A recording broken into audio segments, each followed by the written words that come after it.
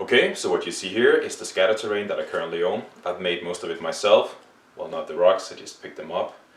Here you can see some trees. They're just some small branches and twigs that I've broken up.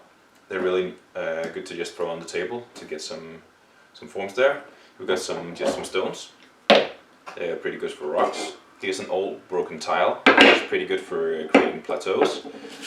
Here's some pieces of river, and here is the edge of a lake. Here we got a bottomless chasm thing. That's always handy to have around. And all these pieces do double duty because they're painted black on the backside, meaning you can use them to block in forms on the battle grid. Here we got a cave chain. That is just a lot of wooden links put together. So when you move it around, you get interesting shapes for cave systems, caverns, tunnels, whatever you like. Here's an old piece of gnarled driftwood that I put a foot on, and now it'll do as an ancient gnarled tree.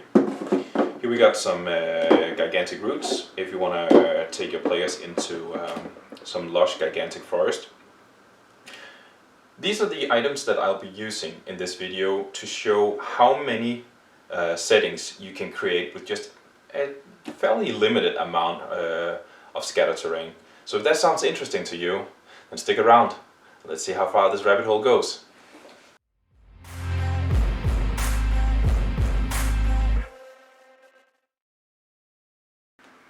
Okay, so let's see what we can do with this battle grid here, along with some scatter terrain. So let's take our band of intrepid adventurers up here, and it's fairly early in their career, so let's pit them up against a bunch of orcs.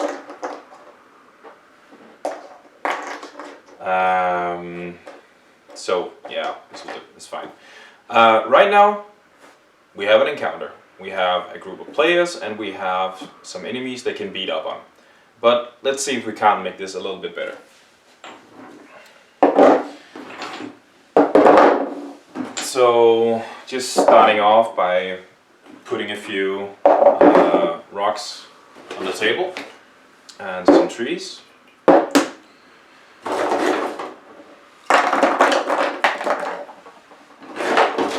Let's get some smaller twigs as well.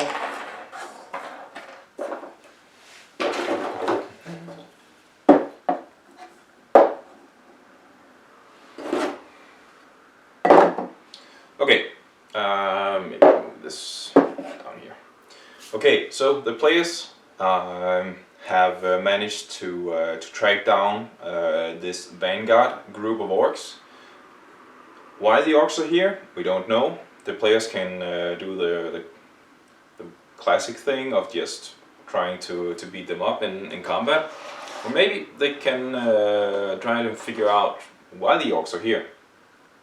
Maybe something can push the orcs away from home, or maybe it's a vanguard which is just going to take over this region. Again, you make up the story.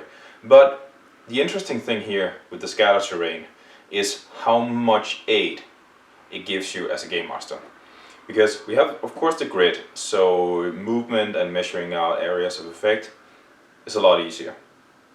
But we also have a lot of things to interact with.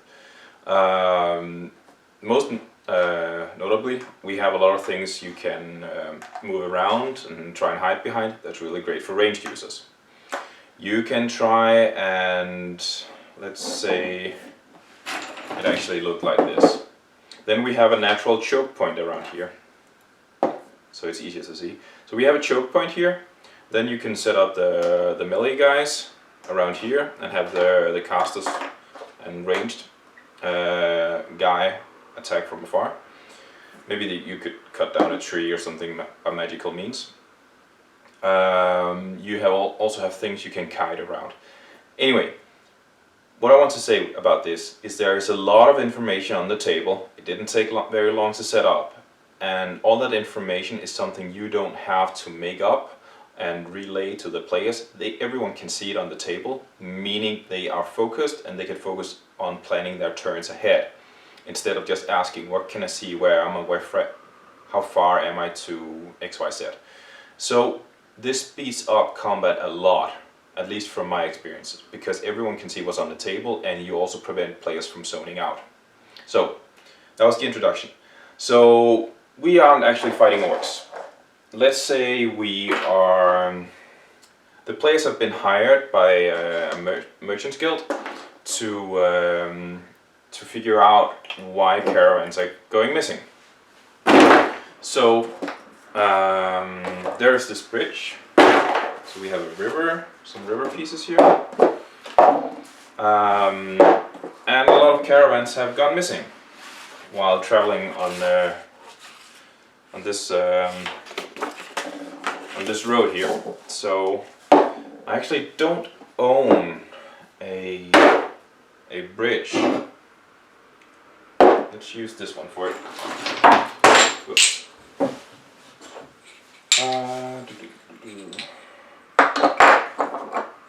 Let's use this for. This is really tall. Use this one. Okay. No, this is better without. Okay, we have a stone bridge here, and imagine we have a road traveling around here, and the reason why caravans have gone missing is because of the bandits which are lying in wait over here. Again, you have a different encounter. Maybe we're not at the civilized parts of the world. Maybe we are out in, I'm not fighting bandits, maybe we are out in, let's say we're out in a swampy area. So, I can use this here. So, a lot of dead trees around. We have the river running here and into a lake. The players come from up here, in this corner, and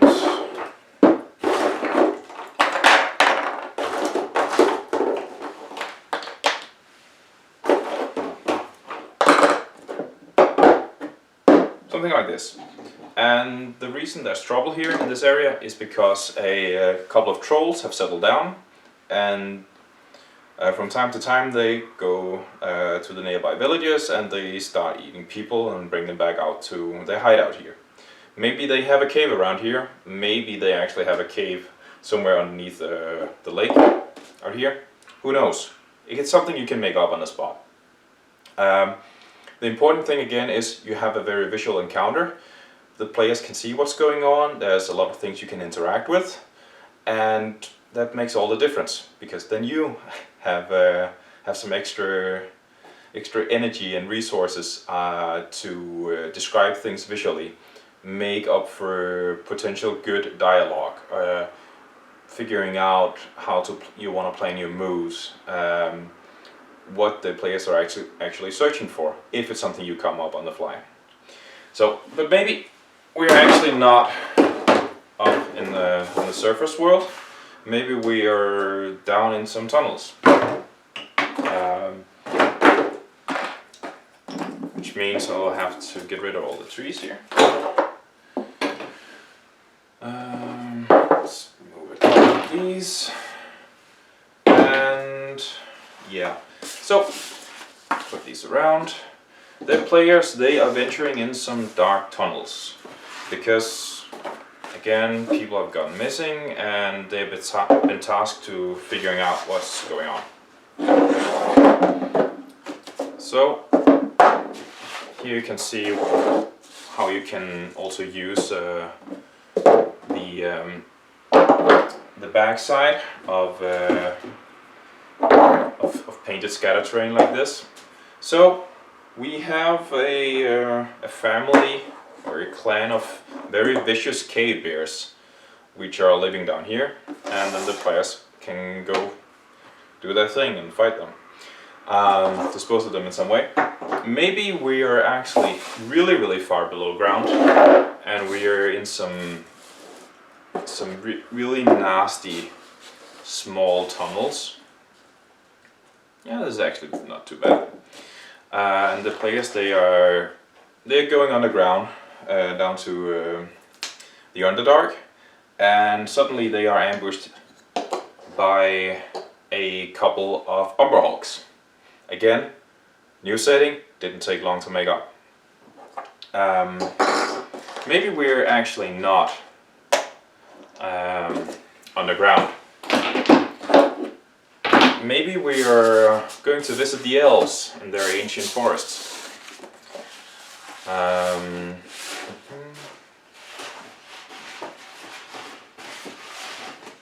So we have some of these here.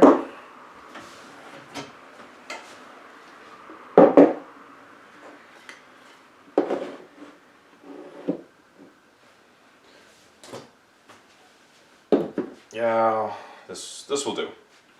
So the players have entered this sacred or ancient elven forest.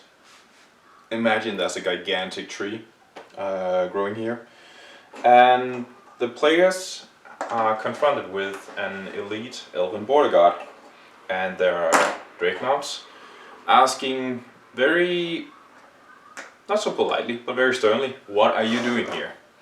If you're throwing a few rocks as well, it wouldn't hurt. So now we have a new encounter. Again, didn't take long to set up, and you have something to work with. If things turn violent, you have a ready battle terrain set up for you. You can utilize, or you just have something visual for the players to say, oh, it's that kind of area we're in. So yeah, okay, let's say we are not meeting the elves. Instead, the players, they are out exploring this area because there are problems with a lot of spiders. So, okay, it didn't change very much this time, but there's an infestation of spiders. So there is a spider queen somewhere, and the players have to go and try and find and dispose of that threat. I didn't bring any glue tech here, but you can place minis here on top, as you can see here. If I can make it not fall down, yeah. And there, from up there, the spiders, they can spit webs and poison down at the players when they are trying to travel underneath. Again, you have something from the terrain. It offers you a lot of option and ideas, and the same with the players. Maybe the players, they want to travel up on the routes. Who knows? Yeah. Maybe the elves actually have called on the players because they have a problem they aren't able to solve themselves. Maybe because of their belief. Because if we say, let's say the ancient heart of the forest, which is a religious center for the elves, is not under attack directly, but has been taken over by a dragon. So let's say this is a sacred place. It doesn't look too bad. And here in the center of the elven forest, this guy has settled in, an adult black dragon. So it has settled in, and it is siphoning out the energy from the heart of the forest. And if something isn't done quickly, this forest will turn into a swamp, which is what the dragon wants. So the players, now they have a mission to fight this dragon here. The dragon can sit atop the terrain here, and it can spit down its acid breath on the players. The players can move around the area, try to hide beneath the roots. They can spread out, so it's not so easy for the dragon to catch them all with the spread weapon. There are a multitude of options here, and once you put this on the table and your players start interacting with it, they'll go nuts and they'll figure out all sorts of ways to utilize the terrain. And again, it keeps them motivated, it keeps them they're in the scene, so they can see things and they can interact with it. So they're not, you're preventing them from zoning out because there's something exciting on the table and they can see it and they can prepare. So maybe we are not in the forest actually. Maybe maybe we are going far up into the mountains.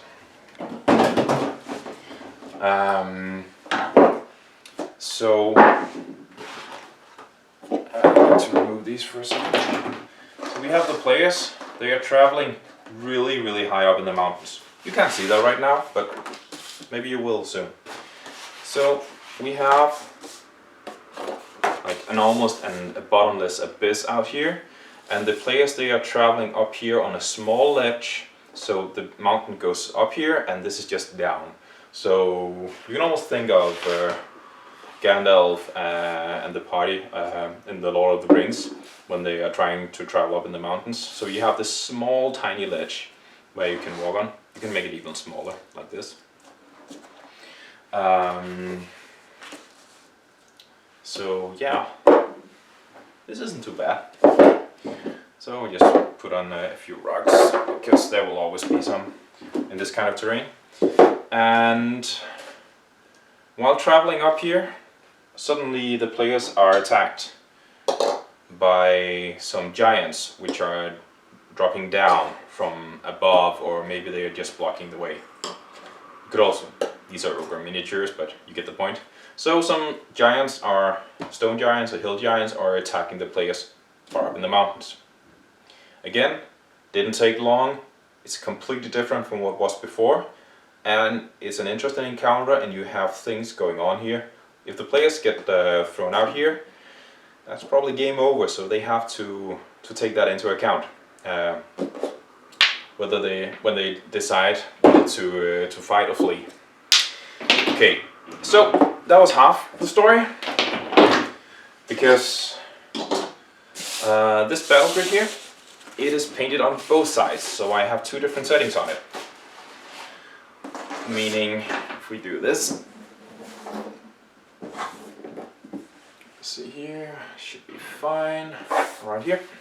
So, our players have had a change of heart, and they have gone to some ancient Persian-like empire. And this empire has some things they want the players to investigate for them. Because rumors of an ancient temple, which had been uncovered for some time ago, have spread, and well, maybe that's why the adventurers are here. But they travel out into the desert where these ruins have been found, and the archaeologists there who have been digging for ancient treasure, they have been killed, or maybe they've just been pushed back, because a throng of kobolds have suddenly started swarming out from some collapsed tunnels from below, and then suddenly they just poured out from that. So the players, they could move in, they do their thing, they dispose of the kobolds. Shouldn't be too big of an issue. So the kobolds are gone. See, get all of them. Yeah. But then the players, they enter the tunnels in order to figure out what's going on here. And this is one of the nice things about a battle grid like this. So I took the entrance from up here, and I moved to the opposite side of the battle grid. Now we move the players in, and here we have the entrance to the tunnels. And this is where I will be using this weird thing called the cave chain. So, because of the links here, it will always make some interesting forms with some small bends and crevices, which can be interesting for encounters. So we have this entrance up here, and let's make it an interesting tunnel here.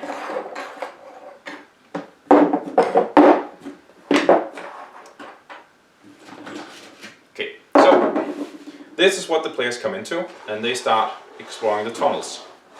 And then there's a really narrow spot here, and as soon as they come past it, more kobolds are pouring out, ambushing the players. And they also come from behind because they are really small and they're really good at digging.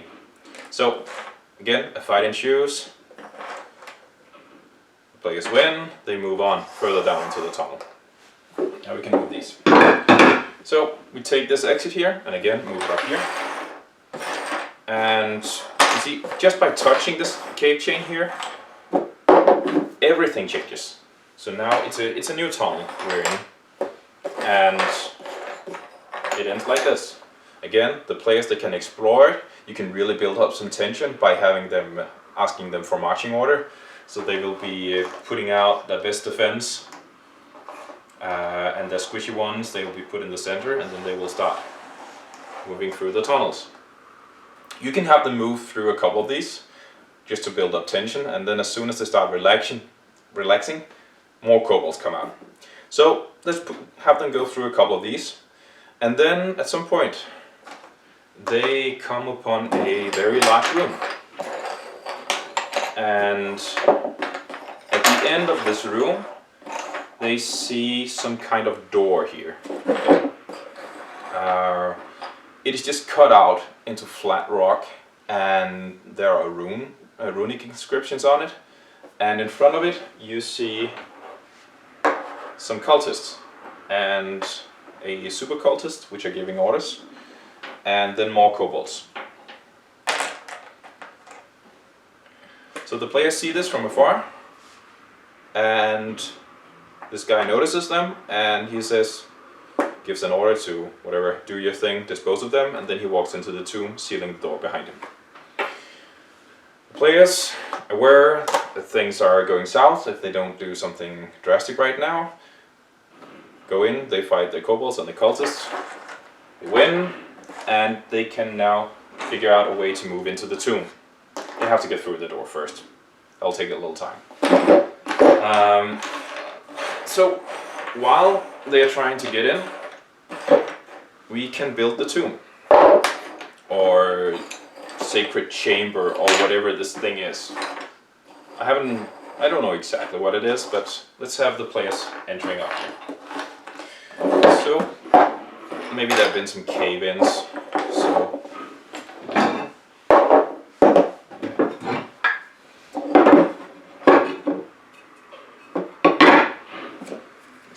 at the end of this room, you see a plateau, and this guy here is undertaking a ritual, standing with the back to the players, because you know how tropes are. And he is undertaking this ritual, sacrificing himself, and a portal opens. Maybe it'll open up here. Might look better. So he's dead. And this guy appears, because we're playing Dungeons and Dragons after all, right? So this guy's gone, and we have this. The players rush in, and they realize this was probably a mistake, and you have a really nice encounter. Again, there's a lot of things going on the table. You have movement, you have cover, you have ways to try and flank this boss monster here. And you don't have to make that up, because everyone around the table can see this. And there is enough visual to get a decent feeling of what's going on. Maybe it wasn't cultists here at all. Maybe it was the lair of a Dracolish, which just really wanted to be left alone, and someone disturbed his kobold minions, and now he's angry because he just wants to continue his research. So yeah, you decide really. What? Maybe both, if the players have been really, really annoying this session. Again, there's a lot of things going on at the table. It don't take much time to put on, and you are giving so many resources for free, more or less. You of course need the scatter terrain in order to make it work, but once you have it, everything becomes so much easier, and it becomes very visually pleasing, both for you and the players. Thanks a lot for watching. I hope you enjoyed the video, found some inspiration of your own, and perhaps even learned a thing or two. Should you be interested in supporting the channel, aside from just throwing a like and subscribing, then I'm a published author. I write books, I paint illustrations, and I got a few other things in the works as well. You can see some of my work at tskull.com.